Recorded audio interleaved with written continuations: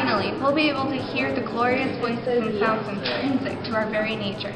Expected to be released early next year in 1927, Walker Rose is releasing the first full-length motion picture with sound built within it. The story is about a young fellow named Jackie Rabinowitz, who sings popular tunes in a tavern to rebel against his Jewish parents' devout traditions. I bet we can all relate with this rebellious attitude. Haha. Anyways, he then goes on to run away from home and become a jazz singer, as the title suggests. Here's the quick. Goodbye. Good, don't cry. The little choo-choo train that takes me away from you. You don't know just how sad it makes me. Kiss me pretty and then, ow, do it over again. Watch for the mail, I'll never fail. If you don't get a letter, then you know I'm in jail. Hey, don't cry, Turkey, don't cry. Kiss me good day, goodbye.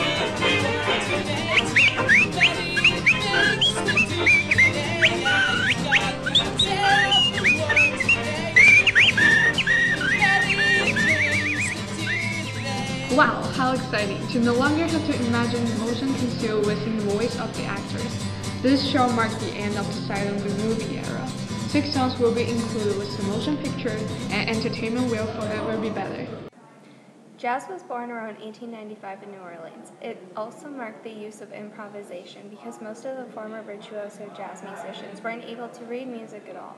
Soon the white man noticed the popularity of jazz and started to play it too. Therefore, the European and African music culture melted together and a new style of jazz was born. The 20s, also known by some as the Jazz Age, was the time for experiments in discovering new jazz styles. Jazz bands started the musical revolution using the saxophone for the first time. It has been known to provoke close, intimate dancing, and many people were shocked by the loud and extraordinary sound of the saxophone. That's why older people blamed jazz to be a bad influence on the younger generation. They began to rebel and refuse to follow the moral traditions. Hi, my name is Coach.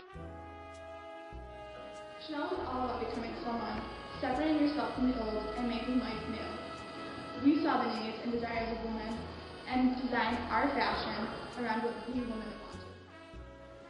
I started Flapper Fashion, and in 2012, 9 years later, time proves it.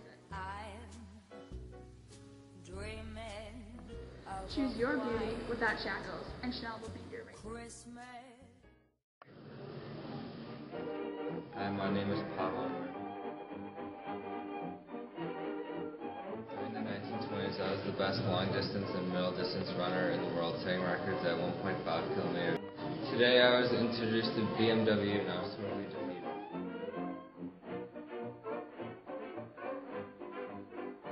Now BMW is the best long-distance runner in the world, carrying you all smoother and faster on the road than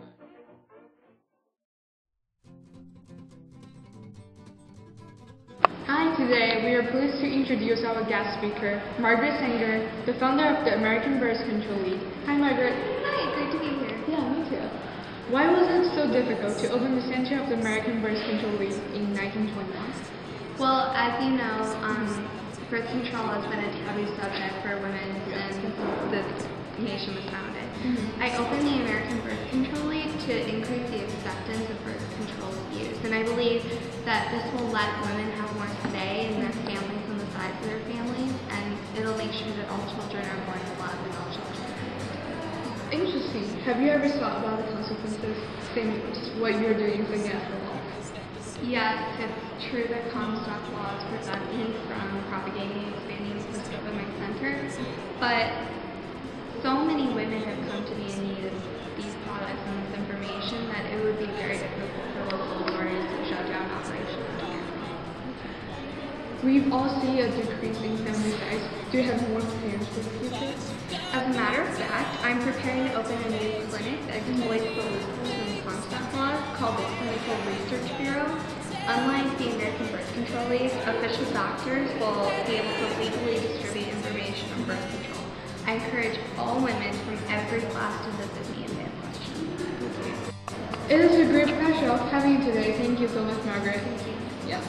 Today, the number of female women in the workforce rose by 30%, and 2 million more women were employed in the 1920s. Also, the great news for women is the 19th Amendment was ratified recently on August 18, 1920, granting women the rights to vote and their birth control rights. Alright, thank you for watching today's interview. We will be back to our Center TV station. Thank you so much. Yesterday, May 25th, 1927, Charles Lindbergh started his flight from Long Island, New York to Paris, France. In his jet he called the Spirit of St. Louis, and it took 23.5 hours and 3,500 miles. And he was the first person to ever successfully fly across the Atlantic Ocean. And it's amazing how he sat in his seat for that long. Good evening. In today's sports, Babe Ruth has hit yet another home run. He just broke his own record for the most home runs this year. He scored his 60th home run, beating his record of 59 he made in 1921. George Herman Babe Ruth was originally a pitcher on the Boston Red Sox until he was traded to the New York Yankees in 1920. He has become a historical figure in baseball, reaching out to millions of fans emotionally. He won over his fans by his public appearance and by visiting hospitalized children. Congratulations, Babe Ruth.